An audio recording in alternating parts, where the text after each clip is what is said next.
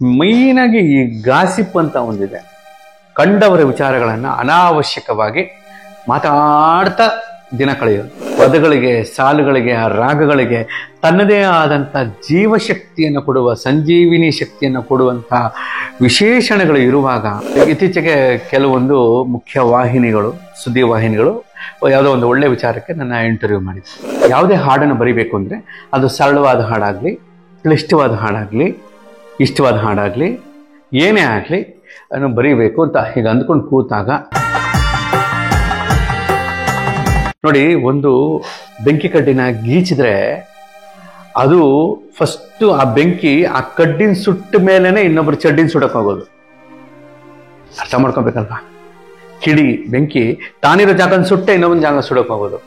ಅಹಂಕಾರ ಅನ್ನೋದು ಒಂದು ಕಿಡಿ, ಅಸೂಯೆ ಅನ್ನೋದು ಒಂದು ಕಿಡಿ, ದ್ವೇಷ ಅನ್ನೋದು ಒಂದು ಕಿಡಿ. ಇಂಥದ್ದೆಲ್ಲ ಹಾಡು ಬರೆಯೋದಕ್ಕೆ ಏನ್ರಿ ಸಂಬಂಧ? ಖಂಡಿತ ಇದೆ. ಈ ಥರ ಬೇಡವಾದಂಥ ವಿಚಾರಗಳು ಮೈನಾಗಿ ಈ ಗಾಸಿಪ್ ಅಂತ ಒಂದಿದೆ. ಕಂಡವರ ವಿಚಾರಗಳನ್ನು ಅನಾವಶ್ಯಕವಾಗಿ ಮಾತಾಡ್ತಾ ದಿನ ಕಳೆಯೋದು. ಮಾತಾಡದೆ ಹೋದರೆ ತಿಂದಿದ್ದು ಜೀರ್ಣ ಆಗಲ್ಲ, ನೀರು ಗಂಟ್ಲಿಂದ ಇಳಿಯಲ್ಲ, ನಿದ್ದೆ ಬರಲ್ಲ, ಮೈಕೆಲ್ಲ ವಿಲವಿಲ ಒದ್ದಾಡುತ್ತೆ, ಚಡಪಡಿಸ. ಕೆಲವರು ನಾನು ಗಮನಿಸಿದ್ದೀನಿ, ಈ ಮದ್ಯಪಾನ ಮಾಡಿದಾಗ ಸ್ಟಡಿಯಾಗಿರ್ತಾರೆ, ಅದು ಮಾಡಿಲ್ಲ ಅಂದರೆ ಕೈಕಾಲೆಲ್ಲ ಅಲ್ಲಾಡ್ತಾ ಇರುತ್ತೆ, ಒದ್ದಾಡ್ತಾ ಇರ್ತಾರೆ. ಆ ಲೆವೆಲ್ಗೆ ಅಡಿಕ್ಷನ್. ಹಾಗೆ ಬಹಳ ಜನಕ್ಕೆ ಈ ಗಾಸಿಪ್ ಮಾಡಿದ್ರೆ ಸಮಾಧಾನವಾಗಿರ್ತಾರೆ. ಗಾಸಿಪ್ಗಳಿಲ್ಲ ಅಂದ್ರೆ ಇರಕ್ಕೆ ಆಗಲ್ಲ, ರೂಮರ್ಗಳಿಲ್ಲ ಅಂದ್ರೆ ಇರಕ್ಕೆ ಆಗಲ್ಲ. ರೂಮಲ್ಲಿ ತೆಪ್ಪ ಕೂತ್ಕೊಂಡ್ರೆ ಆಗಲ್ಲ ಅವ್ರಿಗೆ, ರೂಮರೇ ಬೇಕು ಅವ್ರಿಗೆ. ಯಾಕೆ ಕೆಲಸ ಬೇಕಾದಷ್ಟಿದೆ. ನಮ್ಮ ಆಯುಷ್ಯ ಬಹಳ ಚಿಕ್ಕದು. ನಾವು ಸಾರ್ಥಕವಾಗಿ ಬಳಸ್ಕೊಂಡಾಗ ಅದು ದೊಡ್ಡದು. ಅದನ್ನೇನಾದ್ರೂ ನಾವು ಅಡ್ಡದಿಡ್ಡಿಯಾಗಿ ಬಳಸ್ಕೊಳಕ್ ಹೋದಾಗ ನೀವು 100, 200, 300 ವರ್ಷ ಬದುಕಿದ್ರು ಕೂಡ ವೇಸ್ಟ್. ಹಾಗಾಗಿ ನಾವು ನಮ್ಮ ಜನ್ಮ ಕೊಟ್ಟ ತಂದೆ ತಾಯಿಗೆ, ನಮ್ಮ ಒಡ ಹುಟ್ಟಿದವರಿಗೆ, ನಮ್ಮ ಕುಟುಂಬಸ್ಥರಿಗೆ, ನಮ್ಮ ಸ್ನೇಹಿತರಿಗೆ, ನಮ್ಮ ಫ್ರೆಂಡ್ಸ್ಗೆ, ನಮ್ಮ ಬಂಧು ಬಳಗಕ್ಕೆ, ನಮ್ಮ ವಾತಾವರಣಕ್ಕೆ, ನಮ್ಮ ನಾಡಿಗೆ, ನಮ್ಮ ದೇಶಕ್ಕೆ, ಹುಟ್ಟಿರೋ ಈ ಭೂಮಿಗೆ ಭಾರವಾಗದೆ ಹೋಗುವಾಗ ನಮ್ಮ ಶವದ ಮೇಲೆ ಹಾರ ಹಾಕ್ತಾರಲ್ಲ, ಅದು ನಮ್ಮ ಶವದ ಮೇಲೆ ಬೇಡ ಸರ್, ನಂಗೆ ಇಲ್ಲಿ ಆಶ್ರಯ ಕೊಟ್ಟು ಭೂಮಿ ಮೇಲೆ ಹಾಕಿ ಆ ಹಾರಾನ ಅಂತ. ಯಾಕೆಂದ್ರೆ ನಾವು ಭಾರವಾಗಿ ಬದುಕಿಲ್ಲ. ಹಾಗಾಗಿ ನನ್ನ ಮೇಲೆ ಹಾರ ಹಾಕುವ ಬದಲು ಭಾರವಾಗಿ ಬದುಕಿಸದೇ ಇದ್ದಂಥ ಈ ಭೂಮಿಗೆ ಹಾರ ಹಾಕಿ ಅಂತ ಹೇಳ್ಬಿಟ್ಟು ನಾವು ಹೋಗ್ಬೇಕಾಗತ್ತೆ. ಈ ಮಟ್ಟಕ್ಕೆ ನಾವು ತಯಾರಿ ಮಾಡ್ಕೋಬೇಕು ನಮ್ಮನ್ನು ನಾವು. ಆವಾಗ ಖಂಡಿತವಾಗ್ಲೂ ಏನಾಗುತ್ತೆ ಅಂದರೆ ಬೇಡವಾದದ್ದು ನಮ್ಮ ಹತ್ರ ಬರೋದೇ ಇಲ್ಲ. ನಿಮ್ಗೆ ಯಾರ ಮೇಲೆ ಅಸೂಯೆ ಇಲ್ಲ ಅಂತ ಇಟ್ಕೊಳ್ಳಿ, ಎಷ್ಟೋ ಅನ್ವಾಂಟೆಡ್ ಥಿಂಗ್ಸ್ ತಲೆಯಿಂದ ಹೊರಟೋಗುತ್ತೆ. ನಿಮ್ಮ ಮೇಲೆ ನಿಮ್ಗೆ ಅಹಂಕಾರ ಇಲ್ಲ, ಗರ್ವ, ಮದ, ನಾನೇ ಹೆಚ್ಚು ಅಂತ ಇಲ್ಲ ಅಂತ ಇಟ್ಕೊಳ್ಳಿ, ಆಟೋಮೆಟಿಕ್ಕಾಗಿ ಅನ್ವಾಂಟೆಡ್ ಬರೋದೇ ಇಲ್ಲ. ಯಾರಾದರೂ ಹೇಳ್ಬೋದು ನಿಮ್ಮ ಹಿತೈಷಿಗಳು, ಯಾಕರು ಇತ್ತೀಚೆಗೆ ಸ್ವಲ್ಪ ದಿಮಾಗ್ ಜಾಸ್ತಿ ಆಯಿತು, ಯಾಕಮ್ಮ ತುಂಬ ಗಾಂಚಲಿಗರು, ಅವನಿಗೆ ತುಂಬ ಮುಕ್ತವಾಗಿ ತಗೊಳ್ರಿ. ಒಂದು ವೇಳೆ ನಿಮಗೆ ದಿಮಾಕು, ಅಹಂಕಾರ ಇಲ್ಲ ಅಂತಾನೆ ಇಟ್ಕೊಳ್ಳಿ, ಅವಂದು ತಪ್ಪು ಕಲ್ಪನೆನೇ ಇಟ್ಕೊಳ್ಳಿ. ಈಗ ನಿಮ್ಮ ಹತ್ರ ಒಂದು ವಸ್ತು ಇದೆ, ವಸ್ತು ಶುದ್ಧವಾಗಿದೆ, ಯಾರೋ ಬಂದು ಹೇಳ್ತಾರೆ ಗಲೀಜಾಗಿದೆ, ಧೂಳಿದೆ ಅಂತ. ಏನಮ್ಮ ಹಂಗಂತ ಅಲ್ಲ, ಶುದ್ಧವಾಗಿದೆ ಅಂತ ನಿಮ್ಗೆ ಗೊತ್ತಿದ್ರು ಕೂಡ ಧೂಳಿದೆ ಅಂತ ಒಬ್ಬ ಹೇಳಿದಾಗ ಇನ್ನೊಂದ್ಸರಿ ಒರೆಸ್ಕೊಳ್ಳಿ, ಇನ್ನೂ ಶುದ್ಧ ಆಗತ್ತೆ, ಇನ್ನೂ ಪಾಲಿಶ್ ಆಗಲ್ಲ ವಸ್ತು. ಹಾಗೆ ನಮ್ಮ ಅಹಂಕಾರ ಇಲ್ದಿದ್ರು ಯಾರಾದ್ರೂ ಅಹಂಕಾರ ಅಂದಾಗ ನಮ್ಮನ್ನು ಅವಲೋಕನ ಮಾಡ್ಕೊಳ್ಳೋಣ. ಹೇಳೋರು ಒಳ್ಳೇದಕ್ಕೆ ತಾನೇ ಹೇಳ್ತಾರೆ, ಆ ರೀತಿಯೆಲ್ಲ ಹೇಳೋರು ಒಳ್ಳೇದಕ್ಕೆ. ನೋಡಿ, ನಿನ್ನಂತ ದೇವ್ರು ಯಾರು ಇಲ್ಲ, ನೀನೇ ದೇವತಾ ಮನುಷ್ಯ ಅಂತ ಯಾರಾದ್ರೂ ನಮ್ಮ ಸುತ್ತಮುತ್ತ ಹೇಳ್ತಾ ಇದ್ರೆ ಒಂದು ಲೋಕಲ್ ಭಾಷೆಯಲ್ಲಿ ಮಗ ಪಟ್ಟಿ ಕಟ್ತಾವನ್ ಗುರು ಅನ್ನೋ ಥರ ಅದು ವಿಷಯ. ಎಲ್ಲೋ ನಮಗೆ ಹಳ್ಳ ತೋಡ್ತೀರ ಅಂತ. ಬೇಡ, ಆ ಥರದೆಲ್ಲ ಬೇಡ. ಅಹಂಕಾರ ಬೇಡ, ಅಸೂಯೆ ಬೇಡ, ದ್ವೇಷ ಬೇಡ, ಏನು ಬೇಡ. ನಮಗೆ ಭಾವನೆಗಳಿರಲಿ, ಹಸಿವಿರಲಿ, ದಾಹ ಇರಲಿ, ರಸಿಕತನ ಇರಲಿ, ತುಂಟತನ ಇರಲಿ, ಎಲ್ಲನೂ ಇರಲಿ. ಈ ಬೇಡವಾದದ್ದು ಯಾವುದಿದೆ ಅದ್ಯಾವುದು ಬೇಡ, ಬೇಕಾದ್ದು ತಾನಾಗಿ ಬರುತ್ತೆ. ಈ ಒಂದು ತಯಾರಿ ನಮ್ಮಲ್ಲಿ ಆದಾಗ ನಾವು ಯಾವುದೇ ಹಾಡನ್ನು ಬರಿಬೇಕು ಅಂದರೆ ಅದು ಸರಳವಾದ ಹಾಡಾಗಲಿ, ಕ್ಲಿಷ್ಟವಾದ ಹಾಡಾಗಲಿ, ಇಷ್ಟವಾದ ಹಾಡಾಗಲಿ, ಏನೇ ಆಗಲಿ ಅದನ್ನು ಬರೀಬೇಕು ಅಂತ ಹೀಗೆ ಅಂದ್ಕೊಂಡು ಕೂತಾಗ ತಾನಾಗಿ ಸ್ಫುರಿಸುತ್ತೆ ಒಳಗಿಂದ. ಯಾಕೆಂದರೆ ಬೇಡವಾದದ್ದೆಲ್ಲ ಹೊಟ್ಟೋಗಿರುತ್ತಲ್ಲ ಕ್ಲೀಶೆಗಳು. ಒಳಗಿರೋದು ಎನ್ಲೈಟ್ಮೆಂಟ್, ಒಳಗಿರುವಂಥ ಒಂದು ಬೆಳಕು, ಒಳಗಿರುವಂಥ ಒಂದು ತೇಜಸ್ಸು, ಆ ವರ್ಚಸ್ಸು, ಆ ಪದಗಳ ಮೂಲಕ, ಆ ರಾಗಕ್ಕೆ ಅನುಗುಣವಾಗಿ, ಆ ತಾಳಗತಿಗಳಿಗೆ ಅನುಗುಣವಾಗಿ ನ್ಯಾಚುರಲ್ ಆಗಿ ನಮ್ಗೆ ಸಿಕ್ಬಿಡುತ್ತೆ. ಅದು ಕೆಲವು ಸರ್ತಿ ನಾವು ಸುಮಾರು ಅನ್ಕೊಂಡು ಬರೆದಂಥದ್ದು ಪೊಯಿಟ್ರಿ ಆಗ್ಬಿಡುತ್ತದು, ಒಂದು ಕವಿತೆನೇ ಆಗ್ಬಿಡುತ್ತದು.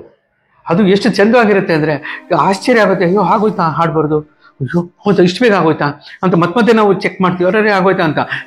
ಆ ವೇಳೆಗೆ ಆ ಮ್ಯೂಸಿಕ್ ಡೈರೆಕ್ಟ್ರು ಅದನ್ನು ಹಾಡಿಸಿ ಅದು ಆಲ್ರೆಡಿ ಸ್ವಲ್ಪ ಕಣ್ಮುಚ್ಚಿ 4 ಸತಿ ರೆಪ್ಪೆ ಮುಚ್ಚಿ ತೆಗಿಯೋಷ್ಟರಲ್ಲಿ ರೇಡಿಯೋಲ್ ಬರ್ತಾ ಇರುತ್ತೆ ಆ ಹಾಡು. ಹೌದಾ, ಅಷ್ಟು ಸುಲಭವಾಗಿ ಬರ್ತಿದ್ದ ಇದು ಅಂತ ಅನಿಸ್ಬಿಡುತ್ತೆ. ಅಂಥ ಮನಸ್ಥಿತಿಗಳು, ಅಂಥದ್ದು ಬೇಕು. ತೀರಾ ಈಗ ಮುಗ್ಧತೆ ಇರಲಿ, ದಡ್ಡತನ ಬೇಡ ಅಲ್ವಾ, ವೇಗ ಇರಲಿ, ಆತರ ಬೇಡ, ತಾಳ್ಮೆ ಇರಲಿ, ಮಂದಗತಿ ಬೇಡ, ಈ ರೀತಿ ಜಾಣತನ ಇರಲಿ, ಅಲ್ಲಿ ಛತ್ರಿ ಬುದ್ಧಿ ಬೇಡ ಅಂತ. ಈ ಥರ ಒಂದು ಸಹಜವಾಗಿ ಮಾತಾಡಿಕೊಳ್ಳುವ ವಿಚಾರದಲ್ಲಿ ನಾವು ಯಾವಾಗಲೂ ಹೆಚ್ಚು ಕಲಿಯೋ ನಿಟ್ಟಿನಲ್ಲೇ ಇರಬೇಕಾಗತ್ತೆ, ಖುಷಿಯಾಗಿ ಇರಬೇಕಾಗತ್ತೆ. ನಮ್ಮ ಮನಸ್ಸನ್ನು, ನಮ್ಮ ಹೃದಯವನ್ನು ನಾವು ಖುಷಿಯಾಗಿ ಇಟ್ಕೋಬೇಕಾಗತ್ತೆ. ನಮ್ಮ ಒಳಗೆ ನಾವು ಖುಷಿಯಾದಾಗ ನಮ್ಮ ಕಣ್ಣುಗಳಲ್ಲಿ ಒಂದು ಬೆಳಕು ಮೂಡುತ್ತೆ. ನೋಡಿ, ಯಾರನ್ನೇ ನೋಡಿ, ನೀವು ಡಲ್ಲಾಗಿ ಕೂತೀರಿ, ಒಬ್ರು ಬಂದು ನಿಮ್ಮನ್ನು ಮಾತಾಡಿಸ್ತಾರೆ, ನೀವು ಡಲ್ಲಾಗಿದ್ದರೆ ಅವ್ರ ಮಾತಿನ ಟೋನ್ ಹಂಗಿರುತ್ತೆ, ಹೆಂಗಿದ್ಯಪ್ಪ ಅಂತಾರೆ. ನೀವು ಸ್ವಲ್ಪ ಫ್ರೆಶ್ ಆಗಿ ಆರಾಮಾಗ್ರಿ. ಅವ್ರ ದುಃಖದಲ್ಲಿದ್ದವರು ನಿಮ್ಮ ಹತ್ರ ಬಂದ ತಕ್ಷಣ ಫುಲ್ ಕ್ಲೆನ್ಸಿಂಗ್ ಆಗ್ಬಿಡುತ್ತೆ, ಫುಲ್ ಫ್ರೆಶ್ ಆಗಿಬಿಡ್ತಾರೆ ಅವರು ಕೂಡ. ಹಾಗೆ ಸಂತೋಷ, ನೆಮ್ಮದಿ, ಉಲ್ಲಾಸ, ಹುಮ್ಮಸ್ಸು, ಕ್ರಿಯಾಶೀಲತೆ ಎಲ್ಲವೂ ನಮ್ಮ ಒಳಗೆ ಇದೆ. ಅದನ್ನು ಸದಾ ನಾವು ಜಾಗೃತಗೊಳಿಸ್ಕೊಂಡಿದ್ದಾಗ ನಮ್ಮ ವಾತಾವರಣ, ನಮ್ಮ ಜೊತೆಗಿರುವ ವಾತಾವರಣ, ನಮ್ಮ ಜೊತೆಗಿರುವವರ ವಾತಾವರಣ, ಒಟ್ಟಾರೆಯಾಗಿ ಇಡೀ ಎನ್ವಿರಾನ್ಮೆಂಟ್ ಫುಲ್ಲು ಪಾಸಿಟಿವ್ ಆಗಿರುತ್ತೆ. ಫುಲ್ಲು ಇತ್ತೀಚೆಗೆ ಕೆಲವೊಂದು ಮುಖ್ಯ ವಾಹಿನಿಗಳು, ಸುದ್ದಿ ವಾಹಿನಿಗಳು ಯಾವುದೋ ಒಂದು ಒಳ್ಳೆ ವಿಚಾರಕ್ಕೆ ನನ್ನ ಇಂಟರ್ವ್ಯೂ ಮಾಡಿದ್ದೆ. ನಾನು ಎಲ್ಲ ನನ್ನ ಸ್ನೇಹಿತರೆ ನನಗೆ ಎಷ್ಟು ವಿನಯವಾಗಿ ಹೇಳಿದೆ ಅಂದರೆ, ಸರ್ ನಾನು ತಪ್ಪಿನ ಯಾವ ನೆಗೆಟಿವ್ ವಿಷಯಗಳನ್ನ ಮಾತಾಡಲ್ಲ, ಯಾರ ಬಗ್ಗೆನೂ ನೆಗೆಟಿವ್ ಆಗಿ ನಾನು ಯೋಚನೆ ಮಾಡಲ್ಲ ಅಂತ. ಅವೆಲ್ಲ ಗೊತ್ತಿದ್ದೆ ನಾನು ನಿಮ್ಮನ್ನು ಇಂಟರ್ವ್ಯೂ ಮಾಡಕ್ಕೆ ಬಂದೆ ಅಂತ. ಎಷ್ಟು ಖುಷಿ ಆಗೋತು ಎಲ್ಲ ಸ್ನೇಹಿತರೆ.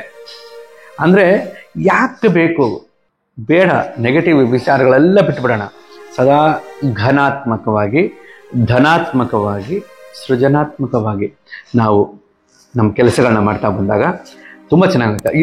ಇದೆಲ್ಲ ಏನಕ್ಕೆ ಅಂದರೆ, ಯಾವುದೋ ಒಂದು ಟ್ಯೂನ್ ಕೊಡ್ತಾರೆ, ಒಂದು ಹಾಡು ಬರಿತೀವಿ, ಅಷ್ಟು ಚಿಕ್ಕ ವಿಷಯಕ್ಕೆ ಇಷ್ಟೆಲ್ಲ ಪುರಾಣನ, ಇಷ್ಟೆಲ್ಲ ಕಥೆಗಳ, ಆ ರೀತಿ ಅಲ್ಲ. ಇದು ಕೇವಲ ಹಾಡು ಬರೆಯೋಕ್ಕೆ ಮಾತ್ರ ಸೀಮಿತವಾಗಲ್ಲ. ಅದೇ ಹೇಳಿದ್ದು, ಹಾಡು ಬರೆಯೋಕ್ಕೆ ಮುಂಚಿನ ಮನಸ್ಥಿತಿ ಒಂದು, ಹಾಡು ಬರೆದ ಮೇಲೂ ನಾವು ಆ ರೀತಿ ಇರಬೇಕಾದ್ದು ಏನಕ್ಕೆ? ಹಾಡು ಬರೆದಾಗ ಹೋಯ್ತಲ್ಲ, ಆಮೇಲೆ ಯಾಕೆ ಶಾಂತವಾಗಿರಬೇಕು? ಹಾಡು ಬರೆದ ನಂತರವೂ ಆ ಪ್ರಭೆ, ಆ ಪ್ರಭಾವಳಿ, ಆ ಒಂದು ಪ್ರಭಸ್ಸು ಇರುತ್ತಲ್ವಾ, ಅಲ್ಲಿ ಮನುಷ್ಯ ಬದುಕ್ತಾನೆ. ಅವನಲ್ಲಿ ಬದುಕಬೇಕಾಗತ್ತೆ. ಆ ಬದುಕಿಗೆ ಅದು ಹೆಲ್ಪ್ ಆಗುತ್ತೆ. ಕೇವಲ ಹಾಡು ಬರೆಯೋಕೆ ಮಾತ್ರ ಹೆಲ್ಪ್ ಆಗಲ್ಲ, ಬದುಕೋಕ್ಕೂ ಹೆಲ್ಪ್ ಆಗುತ್ತೆ. ಸೊ ಈ ಒಂದೊಂದು ವಿಚಾರಗಳನ್ನು ಕೂಡ ನಾವು ಆನಂದಮಯವಾಗಿ, ನಾವು ಉಲ್ಲಾಸಭರಿತವಾಗಿ, ನಿಷ್ಕಲ್ಮಶವಾಗಿ, ಸಾಧ್ಯವಾದರೆ ನಿಸ್ವಾರ್ಥವಾಗಿ, ಇದನ್ನೇ ಉದ್ಯೋಗ ವೃತ್ತಿ ಮಾಡಿಕೊಂಡಾಗ ನಿಸ್ವಾರ್ಥತೆ ಅನ್ನೋದಕ್ಕೆ ಅಲ್ಲಿ ಮೀನಿಂಗ್ ಕಮ್ಮಿ ಇರುತ್ತೆ. ಅಲ್ಲೇನಂದರೆ ನಮ್ಮ ವೃತ್ತಿ ಆಗುತ್ತೆ, ವೃತ್ತಿ ಧರ್ಮ, ಅದಕ್ಕೊಂದು ಸಂಪಾದನೆ, ಸಂಭಾವನೆ ಇರುತ್ತೆ.